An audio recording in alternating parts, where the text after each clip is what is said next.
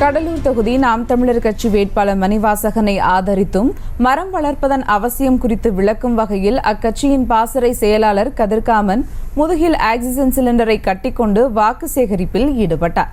இதுகுறித்த கூடுதல் தகவலோடு இணைகிறார் செய்தியாளர் பிரபு. வணக்கம் பிரபு, விவரங்கள். நடைபெறவுள்ள நாடாளுமன்ற தேர்தலில் கடலூர் தொகுதியில் நாம் தமிழர் கட்சி சார்பில் போட்டியிடும் வேட்பாளர் மணிவாசன் அவர்களுக்கு நாம் தமிழர் கட்சியின் மைக் சின்னத்திற்கு வாக்கு சேகரித்தனர் என்று அந்த கட்சியினர். இந்த நிலையில் இந்த வாக்கு சேகரிப்பில் கடலூர் மாவட்ட நாம் தமிழர் கட்சியின் சுற்றுச்சூழல் பாசறை செயலாளர் கதிர்காமன் அவர்கள் ஆக்சிஜன் சிலிண்டர் கட்டிக்கொண்டு சுவாசித்து நடமாடுவது போல நூதன பிரச்சாரம் மேற்கொண்டு மைக் சின்னத்திற்கு விருத்தாசலம் நகர்ப்புற பகுதியில் வாக்கு சேகரித்து வருகிறார்.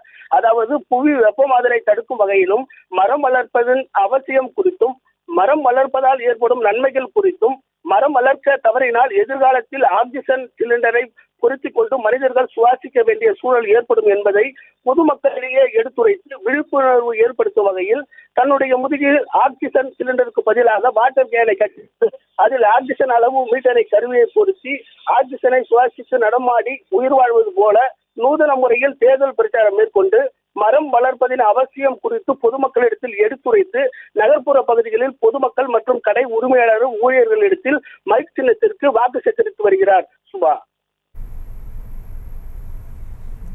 விவரங்களுக்கு நன்றி பிரபு.